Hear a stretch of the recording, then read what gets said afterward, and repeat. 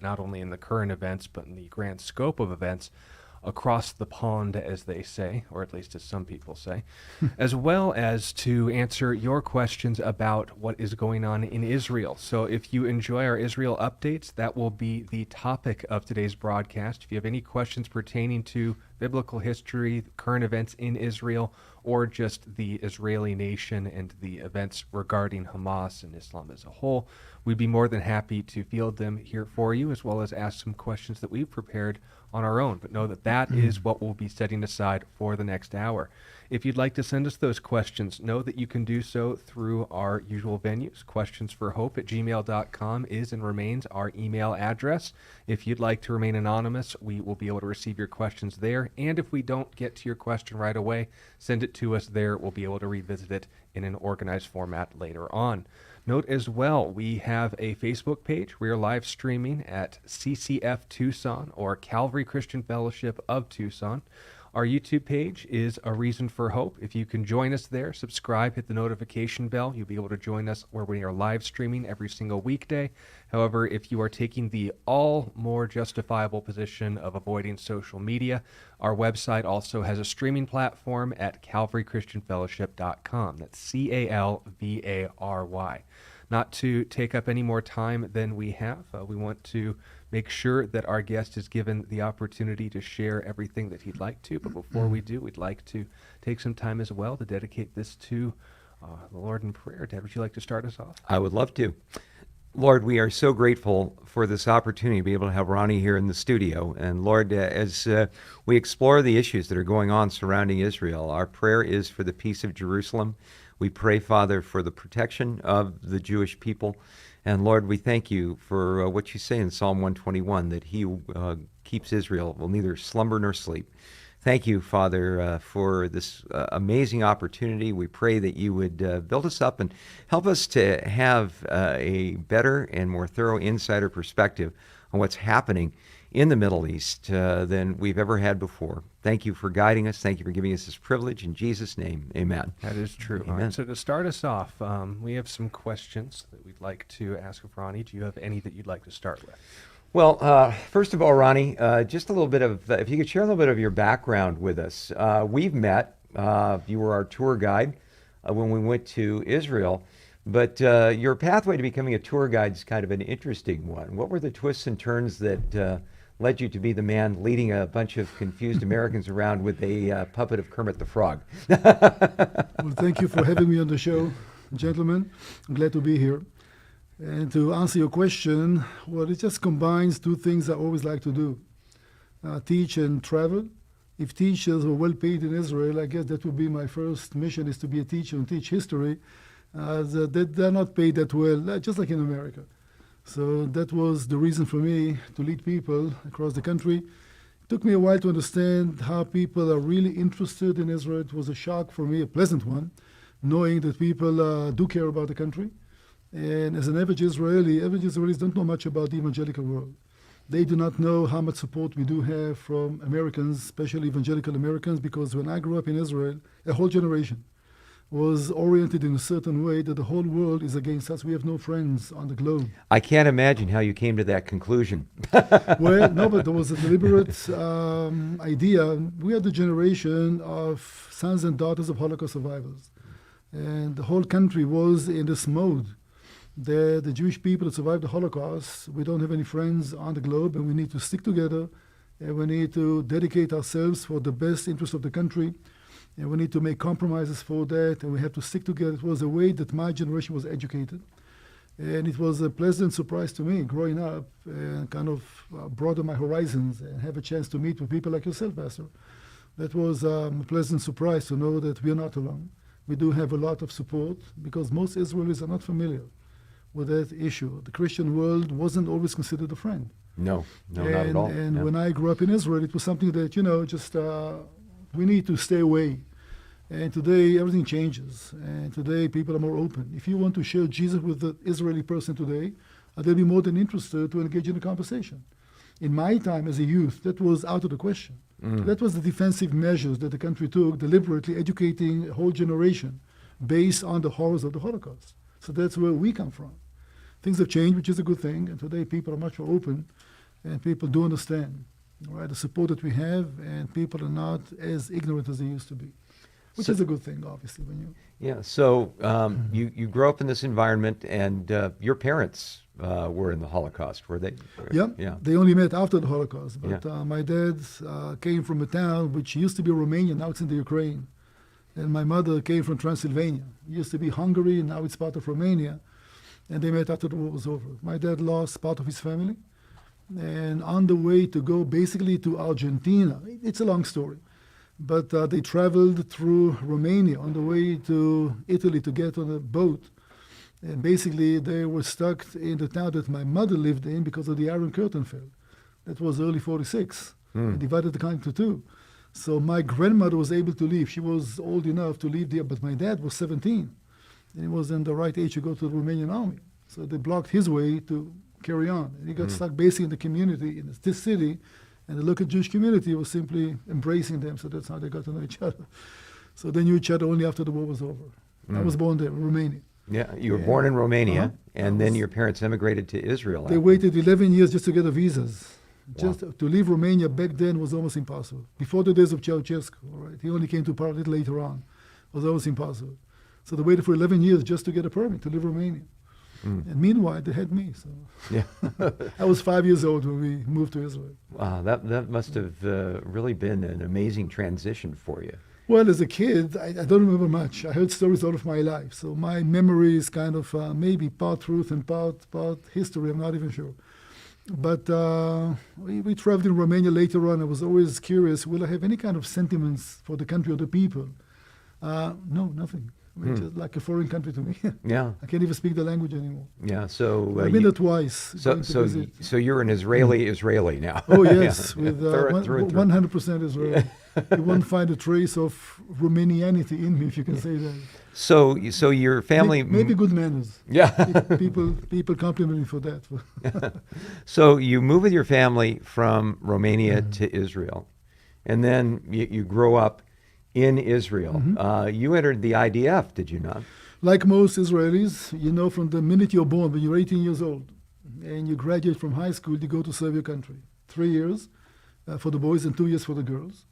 That was the case back at the time.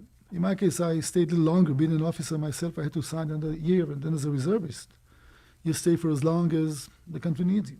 And Yes, and you- and what year did you enter into the 75. 75. I was 18, yeah, and then 4 full years. And then as a reservist, I volunteered until 2007. I was called for the last, I was 50, was called for the last time. Now I'm too old for that. So Oh. if they really call me now, we are in trouble. So Yeah. So you had this background with the IDF. You mentioned to me at one point there was sort of a career choice you have between the IDF and the Mossad, it's which is very interesting. when you serve, part of the things that you are going through, not even noticing, people watch you all the time. People try to scan to see about your quality, about your skills. And if the army wants you, they'll make you an offer to stay. It's not your choice. They made me an offer to stay. I decided not to stay. But like most Israeli youth, if you were kind of decent in what you did, all right, and your commanding officer was pleased with you, you got a phone call. And they asked you to come for an interview, and they tried to recruit you to different services to serve the country. And it all depends. It just you start a whole screening process. In my case, we started it, we never completed it. But I'm not unique in that regard. Many Israeli kids will go through the same process. Yeah, yeah. So, I will- so you served in the IDF through all those years, through some pretty interesting junctures of. Well, my of history. generation, basically, we missed the Yom Kippur War, 1973. My experience was in Lebanon, all right, in 82 and 2006. Every generation has the war that they fought. And I have to tell you that the generation that fights this one, they are the best kids ever, the best of the best. We question their motivation, we question their zeal. They do a tremendous job. Yeah. And fight against, in a terrible condition. We may speak about it a little later on, but we always had this question when I was still holding my position, when there was an emergency and we need everybody, how many people are going to show up? Because the way that we are prepared, you have equipment like sleeping bags, ammunition, even rifles. Not 100% of the people on the list, because there's always some people that just won't report. they are abroad, they are traveling, they have a medical condition, whatever. In this case, 120% of the people showed up. And people left everything, including careers, you know what, in San Jose. And they went home because they want to serve the country. And we ended up with shortage of equipment. We just did not have enough because we did not think that everybody is going to come fight for the country. People that were disconnected from the army for 15 years, they don't even know to use the new assault rifle that we have because it was introduced after they left the country. So they had to go to a period of at least a few weeks of training because they want to serve the country. So it was amazing to see how many people showed up. So there was a shortage of everything, including food. We simply were not prepared for that amount of people. So thanks to USFA, among other things, that we're able to equip everybody because we needed everybody. 300,000 people were mobilized. That's a figure which was published, so it's not a military secret. I don't have any access to those anymore. But it was a good sign. It was a good sign that everybody is there to serve the country. Yeah, and not to divert too much from your background and you're getting involved as a historian and a tour guide and so on, because I think those stories are fascinating as well. But very interesting how there was an incredible sea change, because prior to the horrible events of October 7th, Israel seemed like a country almost hopelessly divided. Yeah, we had a very unpleasant year. Yeah. Would you like me to get into that a little bit? Well, yeah, if you could explain just the before and after. Yeah, I wish. I'm not sure that we fully understand the issue, but the issue was that we had too many election campaigns over the last 3 or 4 years. And the new government was sworn in, and that was exactly a year ago. And when you run for elections, you try to present a certain agenda to attract people to vote for you. And the issue was always the cost of living, and the issue was Iran, the issue was even Hamas. And then when the new government was sworn in, the first issue that surfaced on the table very aggressively is to try to change our parliamentary system, to try to change the balance of power. It's something that nobody really spoke about, and suddenly that became to be the most important issue. We were not prepared for that. So the Secretary of Justice, it was the 6th of January or the 10th of January, presented a plan very aggressively, right in everybody's face. The judiciary are too strong. We're going to limit the power. We're going to make sure that the government will have the upper hand, and the Knesset can overrule Supreme Court's decisions, for example, by a simple majority, which means that the classic division to the 3 branches is going to be totally, forgive me, messed up. If the government has all the power and a majority of one hand in the House can make decisions about everything, that's tyranny. That's not democracy. And people reacted so strongly to that. Yes, people took to the streets. And I guess this dovetails with what you were saying, that we were getting reports of, say, IDF reservists and pilots saying, I'm not going to serve if this thing goes through. That we think today that maybe that encouraged even Hamas, all right? Because the neighborhood is watching very carefully. And that it almost delivered a message of weakness. It wasn't. People don't know us well enough. They do not know the Israeli spirit and our resilience. It's a democracy. And if you don't live in a democracy, you'll never understand how democracy reacts. So you're watching democracy at its best from a dictatorship like Hamas or Hezbollah or Iran. It shows, to my opinion, it shows strength. Yeah. That's what democracy is all about. Yeah, kind of how the sausage gets made, as it were. In a way, and you want to change the whole system, it's at least have a referendum, at least speak about a special majority in the House. The way that we elect Supreme Court judges, for example, there was a committee of 9 members, all right? 4 of them are politicians. 2 of them come from the Bar of Lawyers, and the others are chief justices, either residing or former chief justices. The new idea was 5 out of 9 politicians from the coalition, which means you can nominate anybody that you want without any opposition. Right. That's not democracy, all right? So these were the main reasons. Yeah. Right? And for that reason, people said, and this was a position that I didn't like to drag the army into it. People said, listen, we are not serving a dictator. We're willing to serve our country as a democracy. If it's a dictatorship, we cannot trust a dictator to tell us to bomb a house in Gaza. What's his motivation? Right. We need to know. It's a democracy. And the nation sends us and not a dictator. And that was a crisis in the army. But it was conditioned. The pastor they said, if it's going to pass, then we will react. Right. They never did. Right. Said, if this is going to pass, then we're going to react. But the living in the bad neighborhood, so to speak, Hamas, especially Iran, because, correct me if I'm wrong, but uh, all of these militia groups, whether it's Hamas, whether it's Fatah, whether it's Hezbollah, whether it's the Houthis, they all seem to be taking their marching orders from Tehran, correct? Oh, there are proxies. Nobody hides that anymore, not even Iran. Yeah. Yeah. So they're watching and they see this as an opportunity to move. And yet, when October 7th went down, we've also seen reports that it was almost like Hamas overplayed their hand. There wasn't any coordination with the other militia groups. Even Iran seemingly was surprised by what they did. That would be a question. We cannot prove it. Yeah. Because when Hezbollah entered as well, they said it wasn't our operation, it was a Hamas operation. Possible. But we do know that a team from Hamas leadership visited Beirut only a month earlier. They were invited to Iran as well. So was there a coordination, yes or no? Because Iran is afraid from the retaliation. And it's obvious. Same as Beirut. So if you say it wasn't our plan, all right, it was Hamas's plan, maybe they will get a point. If Israel is responding against Iran, they're going to say, well, it wasn't our plan. Yeah. Yes, we are supporting Hamas. Yeah, but they did not coordinate the plan with us. They did not ask permission, No. which may be or may not be the case. It's really hard to tell. But that cow almost seems to have already left the barn, to use the expression. Oh, yes. There does seem to be a lot of indications that come spring or summer, there's going to be a major set to with Hezbollah in Lebanon. Is that the way it's looking? Let me tell you what Iran said officially. They will not allow a situation that Hamas is defeated. Well, Hamas will be defeated. It will take some time. Then what? Iran is going to be all in? Possible. They said it loud and clear. Hezbollah said, right, they're not going to stop rocketing Israel until the operation is over in Gaza. All right? It can take over a year now to clear Gaza because Gaza is going to be, I don't want to be destroyed, but in order to go after every bunker, every rocket launcher, every workshop that makes all these bombs, it will take time because everything is underground. Yeah. And if you want to minimize collateral damage, and you want to save even lives of Israeli soldiers, no army in the world ever was fighting underground. Gaza is the most fortified city in the world ever. 400 miles of tunnels.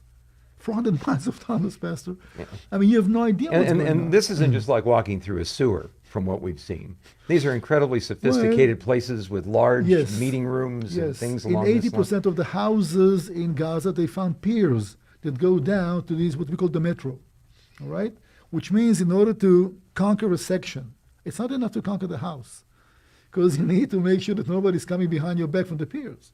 And you find them at the baby's cribs, you find them in kitchens of families, you find them everywhere, all right? Which is amazing. The number of piers and tunnels, we knew that there was something down there.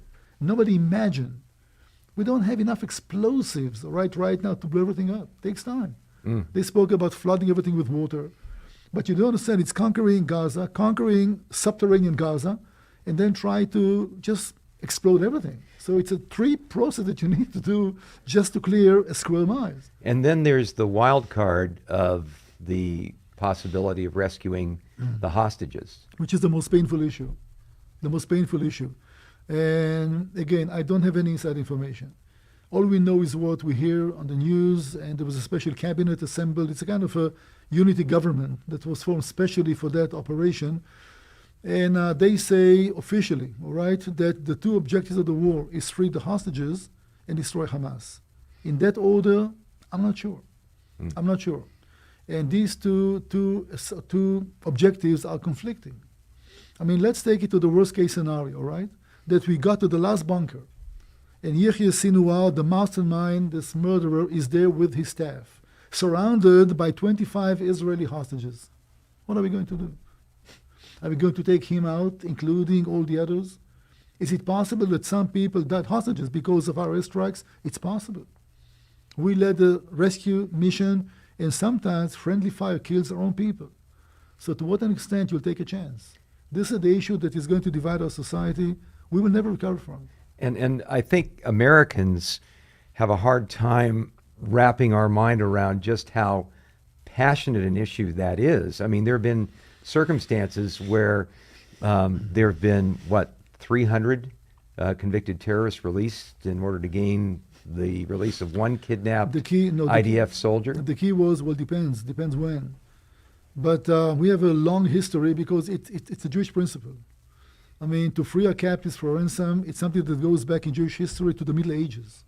And our enemies took advantage against us by taking some. You go to towns in Russia and Poland in the Middle Ages, all right? It was an orchestrated operation by the local prince or king. You take Jews into your prison, they will pay whatever money just to free them.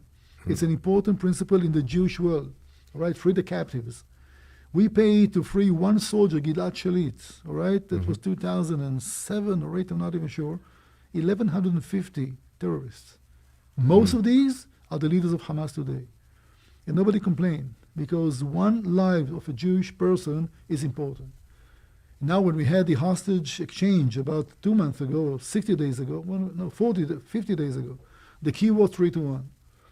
Everyone that they released, we released 3. That was the key, basically.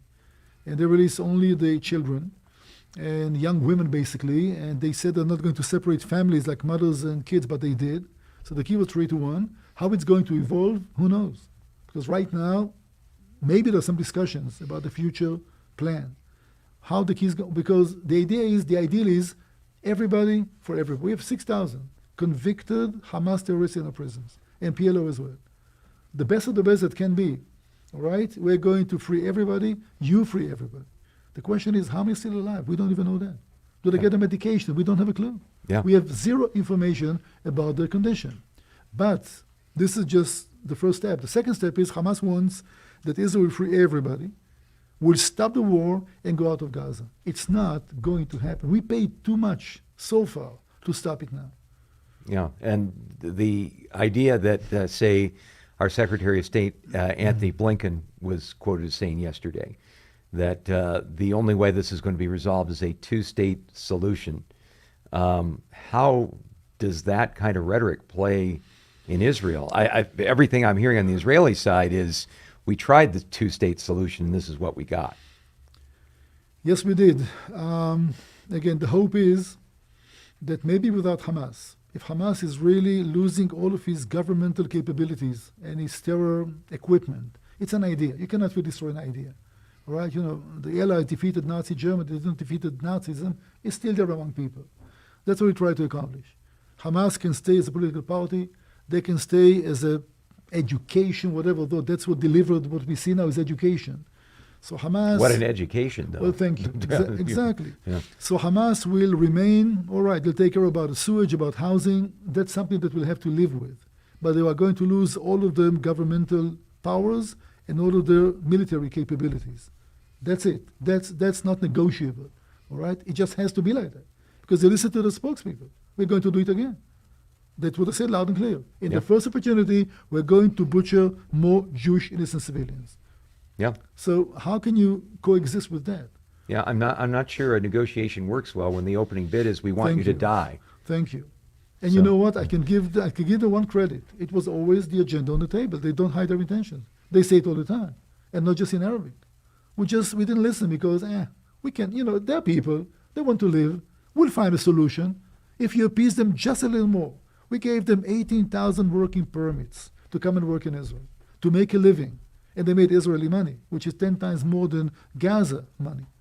Okay. Now let me just, for our viewership and our listenership's benefit, we hear a lot about Gaza and the Gaza Strip. We hear about what happened back in the early 2000s, Israel pulling out of the Gaza Strip. Could you just give us a quick overview of what in the world is Gaza and how did it get into the mess that it's in today? Yeah, well, that will take a while, so let me try to... The Gaza Strip was created, in a way, as a result of the armistice in 1949. Israel's War of Independence, we defeated the Arab armies, the Egyptian army invaded Israel, we were able to push them back, and this enclave remained that was connected to the Sinai Peninsula, Egyptian territory, and we were around it with a narrow border that Gaza has with Egypt. That's what the armistice basically were taking a map, marking the front line of the Israeli forces, Egyptian forces, and that's how the Gaza was created. And since there was a haven for anybody, basically, refugees that fled from Israeli towns, took shelter in Gaza.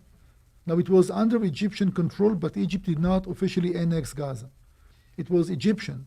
which means that those refugees that were invited, people don't know that, people need to understand.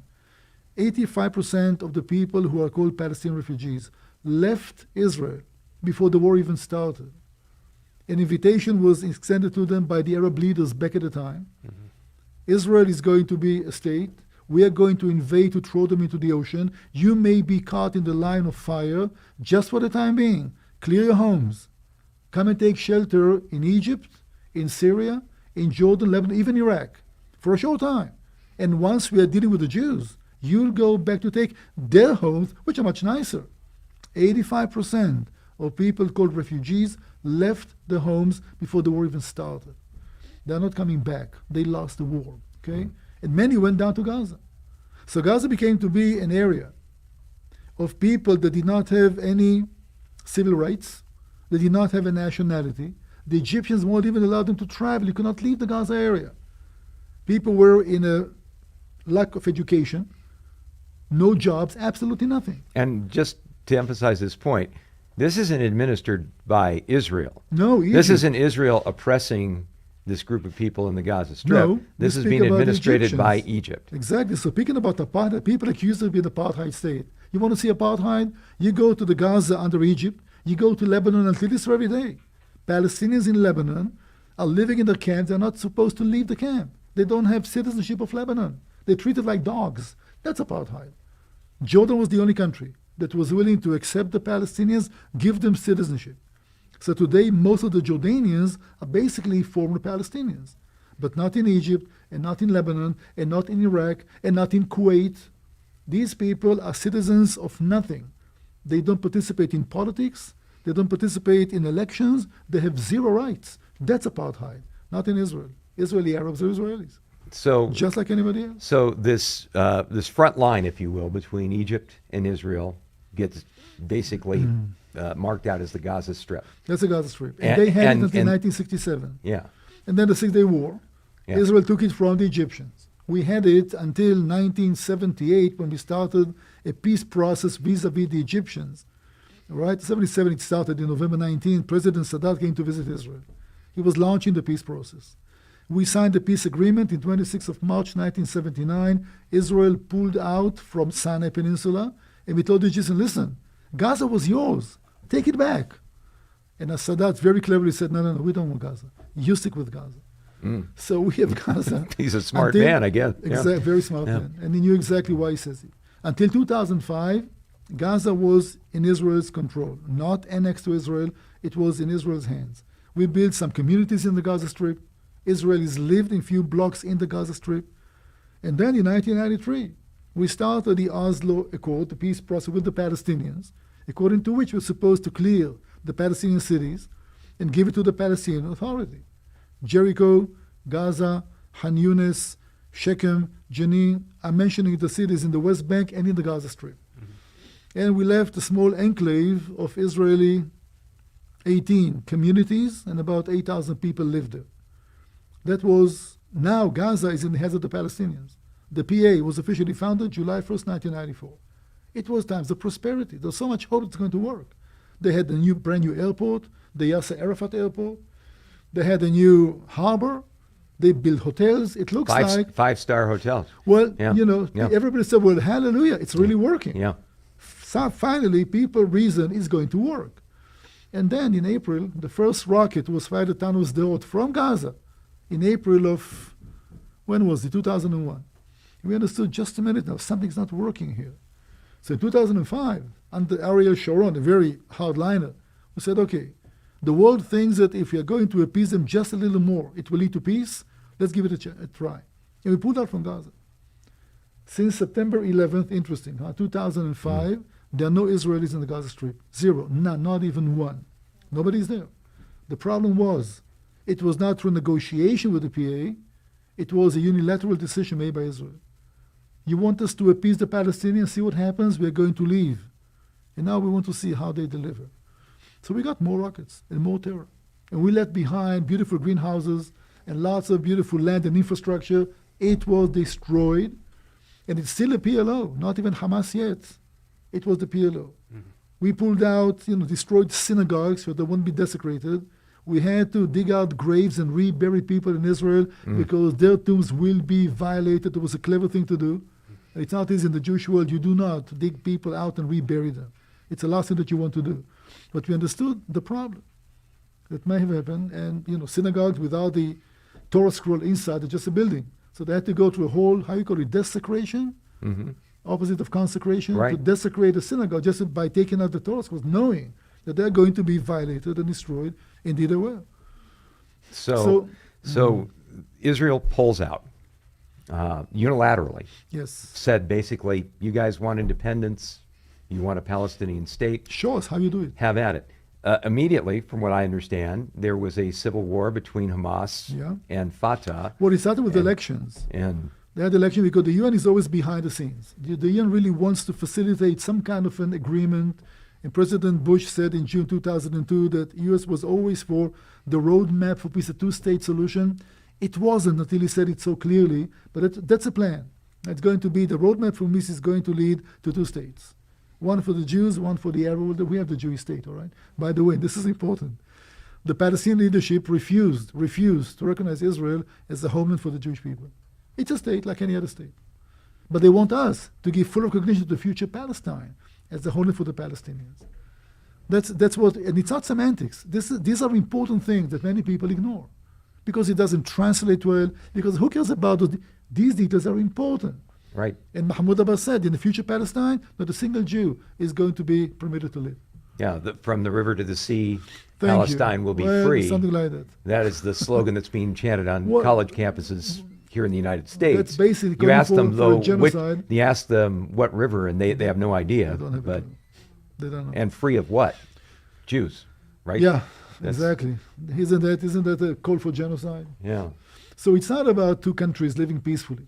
Anyhow, so we pulled out, and what we got in return was more terror, and they had elections. And Ms. Condoleezza Rice was the Secretary of State. And Israel advised very strongly that Hamas should not be able to run. They are outlawed in Egypt. The Muslim Brotherhood, Hamas is Muslim Brotherhood of Palestine, all right? It's illegal to be a member in Egypt. They simply outlawed them, so it's not even an issue in the Egyptian part. And she said, listen, it's a democracy. We believe that people understand democracy. They will vote for the best for them. All right, this is always a problem. A big misunderstanding. Yeah. And guess who won the elections? It was the only time that Arabs, I kid you not, had free elections. The whole world came to watch that the process is indeed as free and fair as possible. All right? And 75% of the vote went to Hamas and the Salafists and the Muslim Brotherhood. And people know what they're voting for. People know what they're voting for. So the PLO lost power. They refused to relinquish power, which led to civil war. So June 2007, after PLO officials were thrown from the skyscrapers in Gaza down to their death by Hamas, even today you have hundreds of Palestinians in the West Bank walking around in wheelchairs because they had a bullet in their kneecap by the brothers in Gaza. So now we have two entities. So how many states are we going to have? A three-state solution? Gaza is functioning almost like a state under Hamas. The West Bank is 41% territory is PLO. And these who don't like each other. So what kind of a two-state solution? Who represents the Palestinians in the negotiation table? Nobody. Hamas says that we are not answering to the PLO. The PLO says these are our enemies. So when you want to talk to the Palestinians, who represents them? So It's almost like the conflict between Sunni and Shiite Muslims. well, that's not They probably the despise dividing each line. other even more than they do the Jews. Yeah. So Yeah. Iran said very clearly the first target is Sunni Islam, and then the Western Israel. You want to consolidate all the Muslims under one caliph. They all aspire for the caliphate. The Shiites for the Mahdi, which is not exactly the same. yeah. But so there's not much cooperation among the Muslims as well. But the idea is that, and I have to say that Israel was supporting that kind of divide and conquer that maybe wasn't the most clever policy. But it gave us Okay, an now wait a excuse. minute. You Okay. just said something really significant here. Okay. Israel was supporting one of these factions.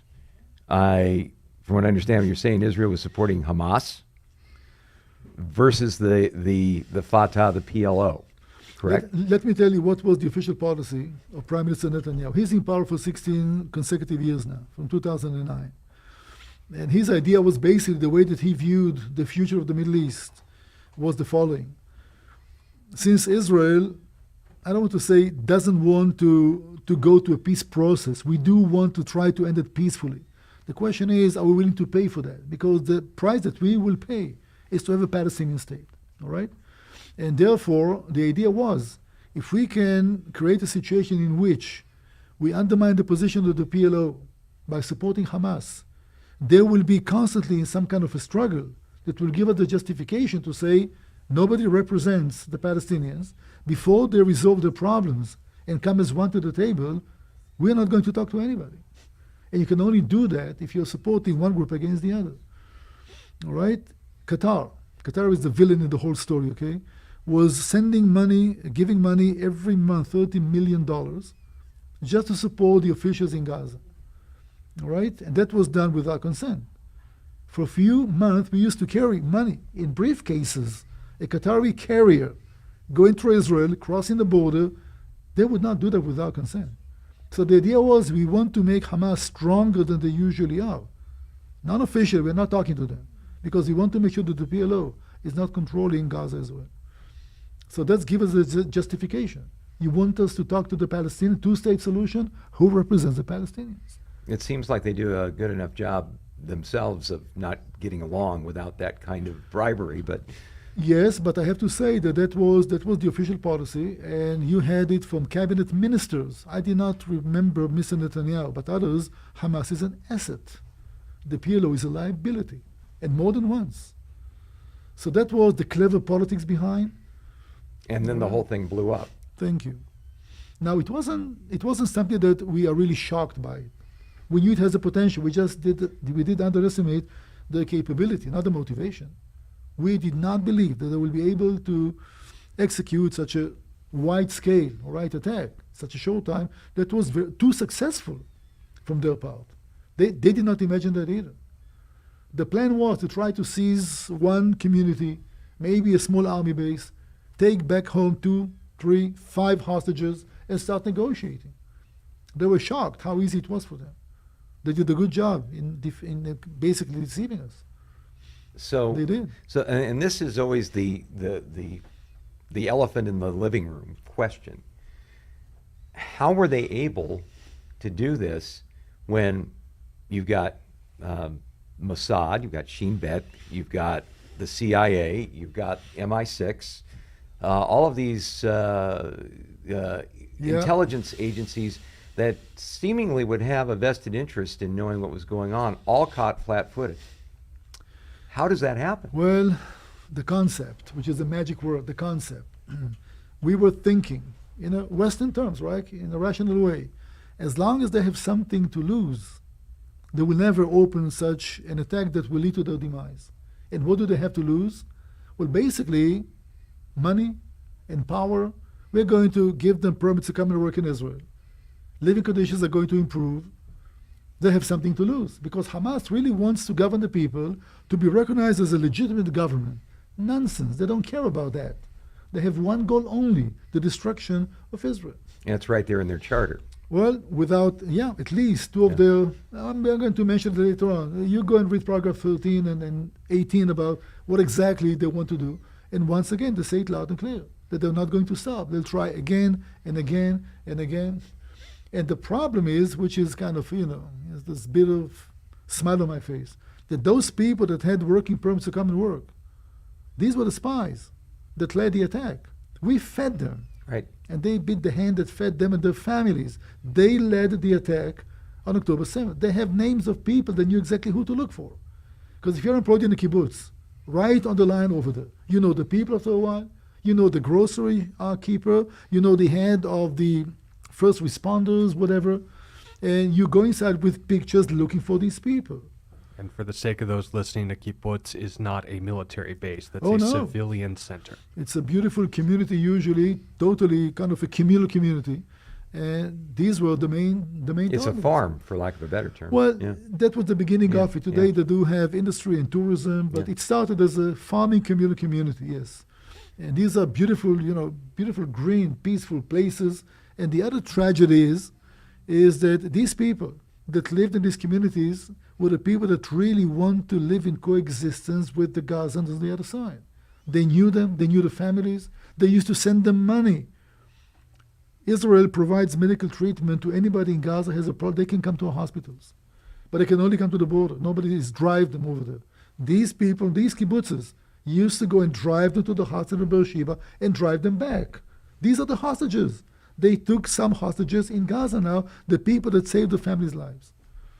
Now, That's what we are dealing with. now we've got a pretty good, but I would use the word good advisedly, but this has been our perspective in all of this, is that one of the reasons that people got caught so flat-footed is that here in the West, we honestly don't believe that people are really motivated by religious sensibilities.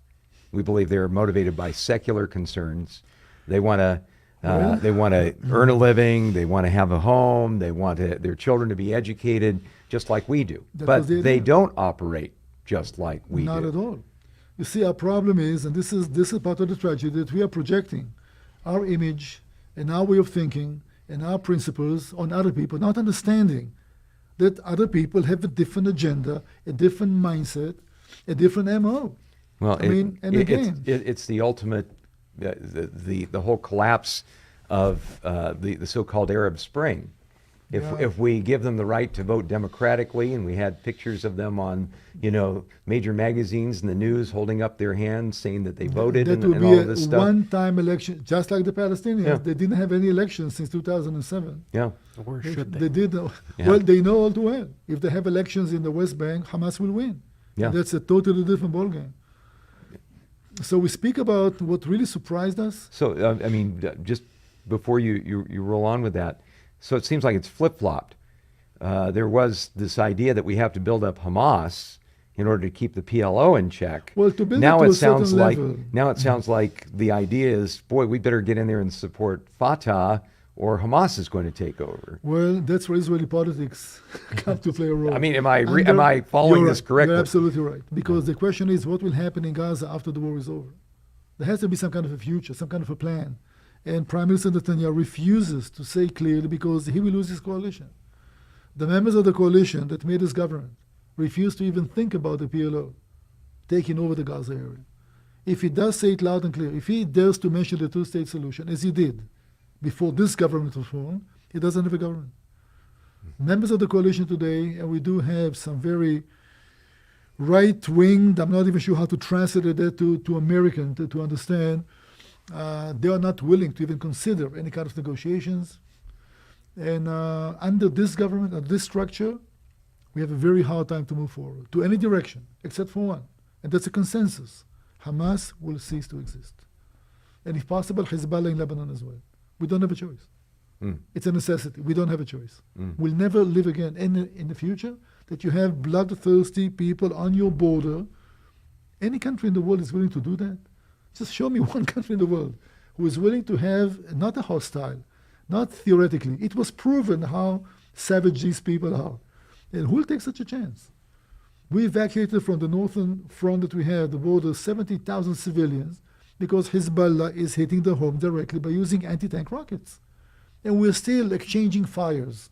No maneuvers. This will have to stop. And we're strong enough to do that. But right now, the U.S. asks us to show some restraint, and it's going to be a global conflict. It is a global conflict from the Houthis in Yemen, Yeah. and the Turks are making some moves in Iran. Well- and Iran just fighting into Pakistan 2 days ago. Yeah, that And was They flexed the muscles. yeah. Why not? And Pakistan, for those of you watching at home, is a nuclear power. It is indeed. Yeah. Now, why one day, if the world is not responding, if the world shows weakness, European countries, even the U.S., under President Biden, and I have to say, great supporter of Israel. I only have good things to say, and I understand the American controversy. From this perspective, America looks like 100% behind Israel, but we do have a lot of financial aid and support. But the thing is that the U.S. is demanding something from us that it cannot deliver. No army can do that. Minimize collateral damage. Don't clear neighborhoods from civilians. It doesn't look right, but try not to hit them while you go after Hamas. Keep sending food and medications, all right, and fuel inside, and finish it as quickly as possible. How can anybody do that? Well, and you use the word keep, and this is another thing that I think people don't understand about this conflict. Israel was supplying the Gaza Strip with electricity and water, correct? We still do today. We did, yeah. Everything that Gaza has, they have it from Israel. So this blockade, and I'm telling you, I don't have it with me right now, but in the presentation, right later on today, two Egyptian journalists went into Gaza in 2010. And they went to check things because the story was that the blockade of Israel is so brutal, people starve to death. And they are shocked to see that Gaza lacks absolutely nothing. They said that living in Egypt is much tougher than living in Gaza. They have everything. The markets are full of people, new holiday villages. People are doing well altogether, much better than Egypt. So everything that Gaza had came from Israel. Now you give me another example in world history. The two people were at war. And one is supplying the enemy with everything they need, knowing that Hamas is stealing the food from the common people in Gaza. But how can that be my problem? The world wants me to send into Gaza 200 trucks every day, filled with all the goodies of the planet. I can let them cross the border. What happens after that is not my responsibility. The UN doesn't control the UNRWA. As they cross, it was on TV. Hamas people seize those, and Hamas is well fed. And even shoot some of their own citizens who Easy. try to get some stuff off But the of trucks. course, who cares about the people? Yeah. So Well, this so is something that the Western world will never understand. so Well, and that's the real key. As an Israeli citizen, what would you expect the average non-Israeli to know about the IDF and Hamas and the efforts going on there? And what would you like the world to be able to know? Just not as common knowledge, but what would be the ideal as far as us Well, understanding the It situation? is something that will be very hard to me to express, because unless you experience that, you will not relate to that. And I cannot give you an example. It's like, because it's like nothing. Let me just give you a short example, right? Nazi Germany. And we have to make that to compare the two. For the first years of the Second World War, when the Wehrmacht, right, was responsible to gather Jews in cities and towns in Poland and Russia and Ukraine, they dug those pits and they led people to the pits and shot the bullet in the head and threw them out to the pit. And the German commanders were taking the soldiers every night and forced them, it was an order, to get drunk. To get drunk because they knew they'd do something wrong. In the case of Hamas, they were so happy to do that. You see that on the faces. It was more the jubilee. We had this phone call of a Hamas member calling his father at home. Yeah. Amazing. Yeah. And the father in tears. You're such a brave man, son. Keep killing. I wish I could be with you. Amazing. All families were gone. All families were gone. and The raping and the beheading. And who bakes babies in an oven? You tell me what kind of a satanic mindset that's coming from. and the where I think people get confused here is they say, well, they've been oppressed for so long. You put a boiling pot on a stove with a heavy lid. Sooner or later, it's going to blow, and that's what's going to happen. They were just oppressed so long they lost sight of their Okay. humanity. But Well, so face the retaliation. yeah, What can I say? It wasn't to fight for freeing anything. They don't want to live side by side to anybody. And make no mistake, Pastor, we just hold the front line. The whole world is part of it. It's a global conflict indeed. well, the Houthi rebels, For their example. famous flag, For example, death to Israel, death to course. America, Of you know, course. and they've got their checklist right there on their flag. let me say something under my head as an historian, okay? When history will be written in about a century from now, and historians are going to view the first half of the 20th century, it's an opinion, all right? They will say that it was a war of religions, that one party did not understand that it is a war of religion until it was almost too late. The trigger was 9/11. Battle number one was defeating ISIS. Number two was defeating Hamas. But not Hamas, just that limited militia over there. The whole ideology behind it will not be defeated. But people are taking action in behalf of that ideology. That will be around to, it's the beginning of it. And because the whole neighborhood is watching, if we do not have a decisive victory, we'll have a major problem in the near future. But not just Israel, the whole Western world. So, by a decisive victory, what does a decisive victory look like, in your opinion, in Gaza? Well, that the masterminds of terror are dead, that everybody that we know of that participated... The ones living in the high rises in Qatar, too? Well, they're on the list as well, and it's not my opinion. The Israeli, I guess the equivalent of the FBI, the Shabak said very clearly, Every Palestinian mother should know. If her son participated in the October 7 massacre, she can start mourning. We'll find them, we'll kill them. I'm sorry, it's maybe a brutal message. We don't have a choice. These people deserve one thing, and that's to die. And they seemingly understand one thing, because the more weakness is shown, the more provocation basically happens. Correct? I agree. Yeah, I don't think that the dream to live in peace side by side is going to ever happen. You know what? Don't like me. You need to fear the way that I am capable of retaliating. And it took us a long time. It was very minor at first. We said, you know what? We can reason somehow, and we're going to talk peace to each other, because these are people. They have children that they want to give them the best life possible.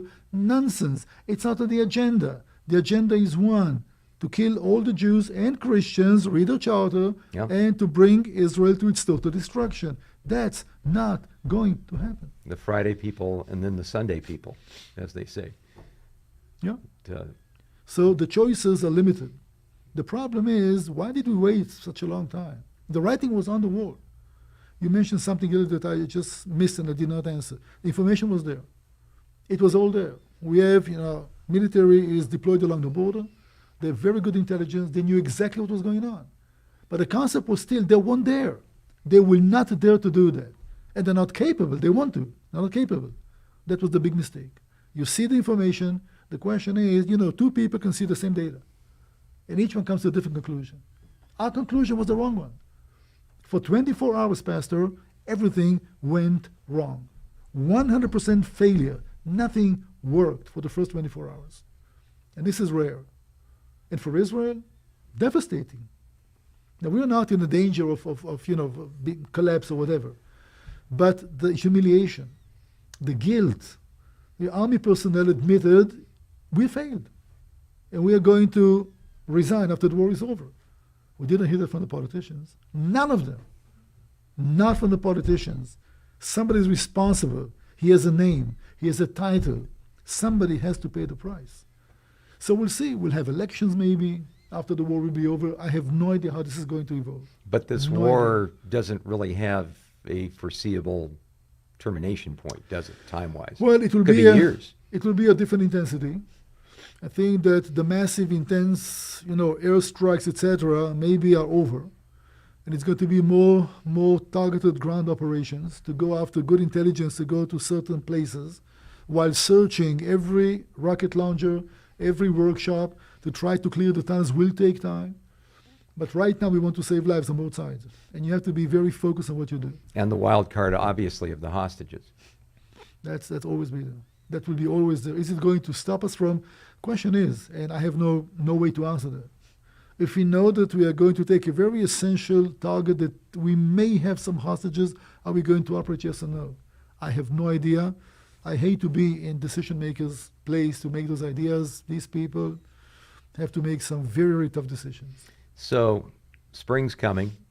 Yoav Gallant and others have made the statement that we have to wait for the weather to launch a northern campaign into Lebanon. Mm-hmm. Do you see that happening?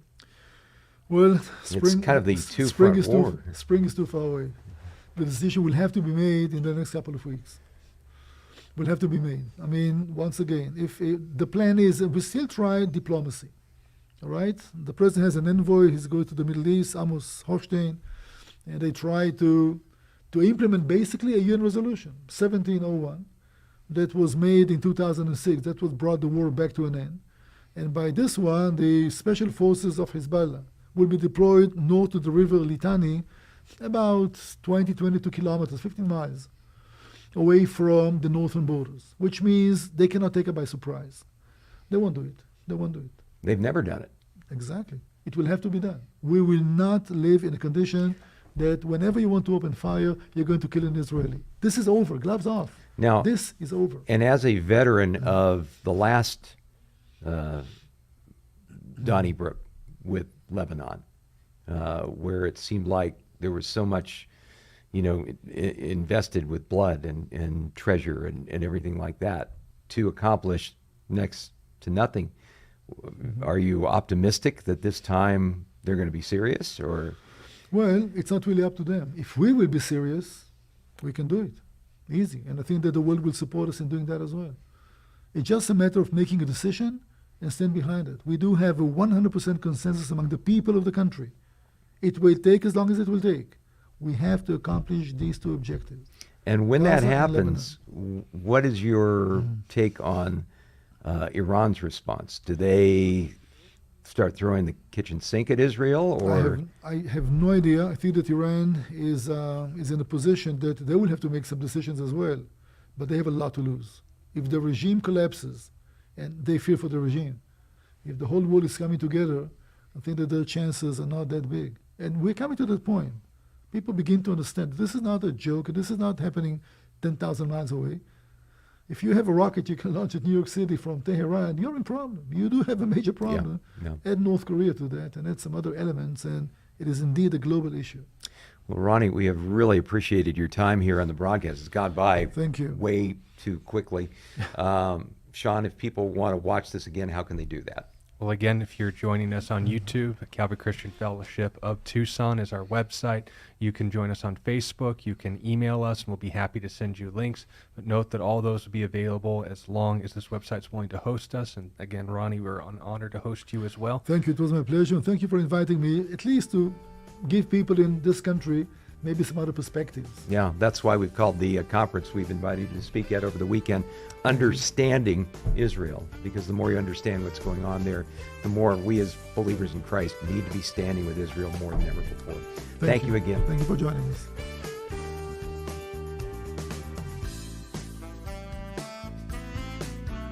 You've been listening to A Reason for Hope. Thank you again for joining us as we continue our journey through God's Word, one question of the heart at a time. Until we meet again, we would love to connect with you. You can text or email your questions to questionsforhope@gmail.com. You can also find out more about our ministry at calvarychristianfellowship.com. And be sure to join us next time on A Reason for Hope. A Reason for Hope is an outreach ministry of Calvary Christian Fellowship in Tucson, Arizona.